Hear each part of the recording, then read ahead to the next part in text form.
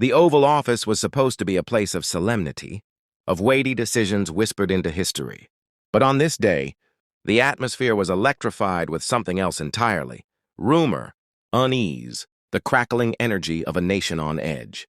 The cameras rolled, the press corps leaned forward, and then came the words that would stop every heartbeat in the room. Donald Trump, with his trademark smirk, leaned into the microphone and declared, "The Pentagon has been keeping secrets from you. Secrets even presidents before me were too afraid to share." Gasps cut through the silence like shattered glass. Reporters exchanged nervous glances. Some fumbled to hit record on their phones. This wasn't a policy announcement. This wasn't a routine briefing. This was a grenade lobbed straight into the heart of American trust. Trump's voice carried a rehearsed swagger, but his eyes betrayed something darker, a hunger to dominate the narrative, to seize attention no matter the cost. He spoke of shadow operations, unnamed enemies, and whispers of betrayal at the highest levels. Each phrase was crafted to inflame, to destabilize, to set the nation ablaze with speculation. And yet what made the moment unforgettable was not the arrogance of the announcement. It was the quiet dignity of those who stood behind him, stiff with disbelief. Among them was a figure who had spent a lifetime in service, who knew the weight of sacrifice, who understood that the Oval Office was not a stage for reckless theater but a chamber of responsibility. The contrast could not have been sharper. The self-serving showman at the podium versus the steely resolve of a leader who valued truth over spectacle. As Trump rattled on, tossing fuel onto a fire he seemed desperate to ignite, America held its breath. The press room buzzed with whispers of chaos. Was this real?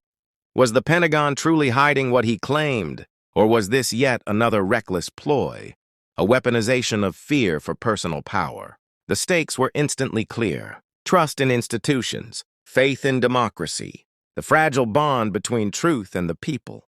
Trump had drawn his line in the sand, and in doing so, had set the stage for a confrontation no one could have predicted. What happened next would not only shake Washington, but echo into living rooms across the nation, leaving millions asking themselves, if the commander-in-chief can turn the Pentagon into a pawn, who will stand against him? And just as the question hung in the air, the first voice of resistance prepared to rise. The announcement had barely left Trump's lips before its shockwaves rippled through Washington. Within minutes, headlines screamed across every network. Trump claims Pentagon secrets. Social media lit up like a wildfire, hashtags multiplying by the second, outrage and disbelief colliding in real time. America wasn't just hearing a statement. They were witnessing the unraveling of trust between the commander-in-chief and the very institution meant to defend the nation. This was no small clash of egos. At its core, it was about the soul of American democracy. Could one man twist national security into a prop for political theater? Could the Pentagon, the symbol of sacrifice, discipline, and order, be reduced to a pawn in a reckless gamble for attention? For millions watching, the question was terrifyingly real, and the timing made it even more dangerous. The country was already divided, already fragile, already gasping for stability after years of whiplash politics. To hear the president himself cast suspicion on generals, soldiers, and the sacred chain of command felt like a knife at the throat of unity. Yet even as Trump basked in the chaos he unleashed, whispers began to circulate of a counterforce, a voice that would not be intimidated, a figure prepared to step forward. For every reckless word, there existed a counterweight of dignity.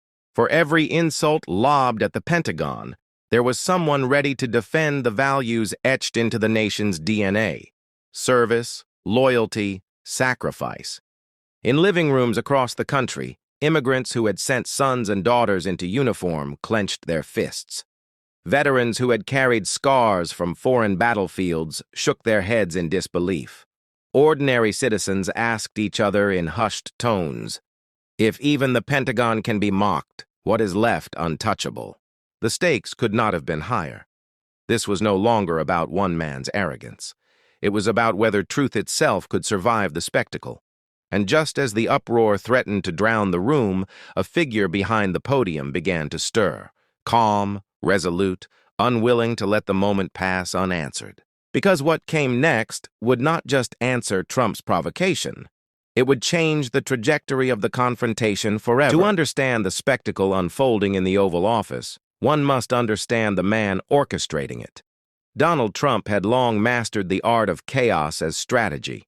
From the gilded towers of New York to the rally stages of America's heartland, his playbook was simple: dominate the spotlight, no matter the cost.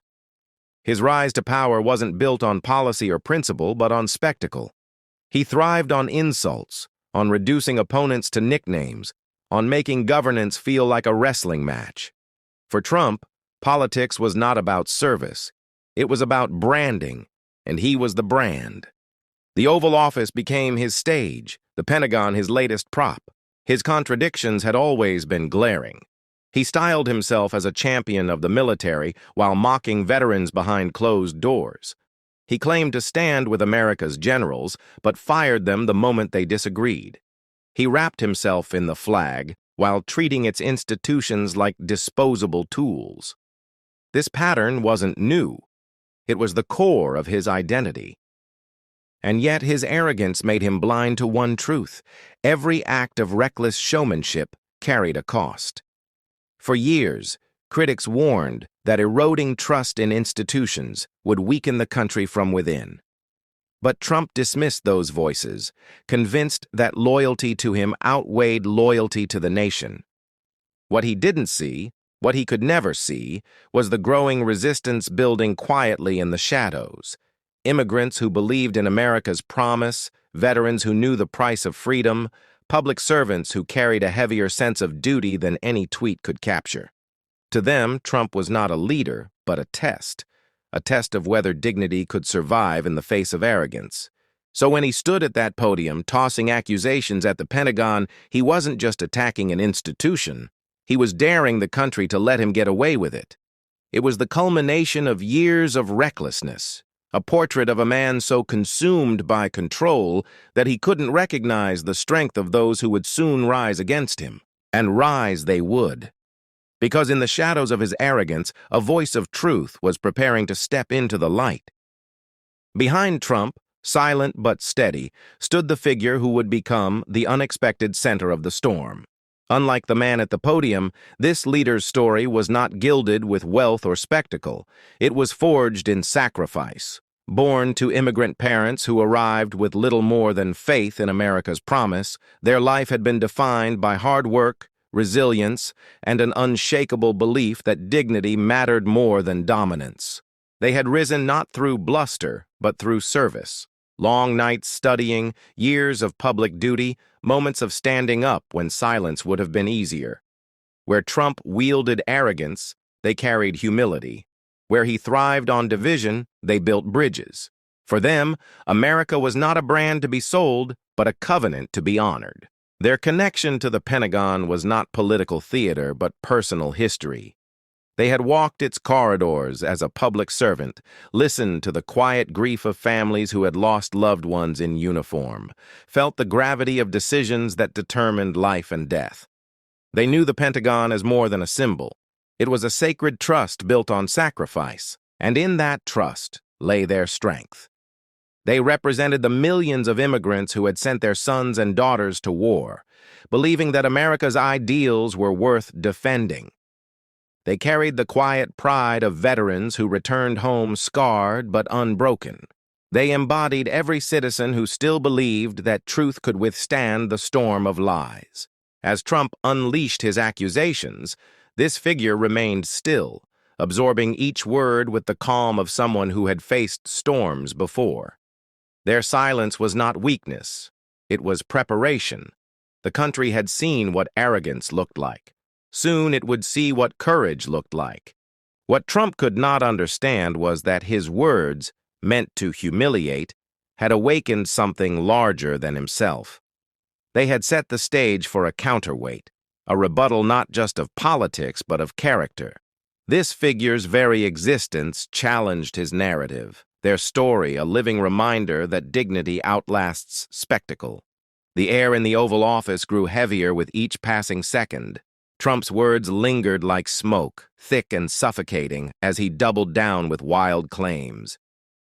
"The Pentagon is hiding things from you," he barked again, pacing the stage of power as if it were his personal arena. He sneered, daring anyone to challenge him, his tone dripping with the arrogance of a man convinced no one could. But then came the shift. A quiet voice rose, not loud, not bombastic, but steady, measured, undeniable.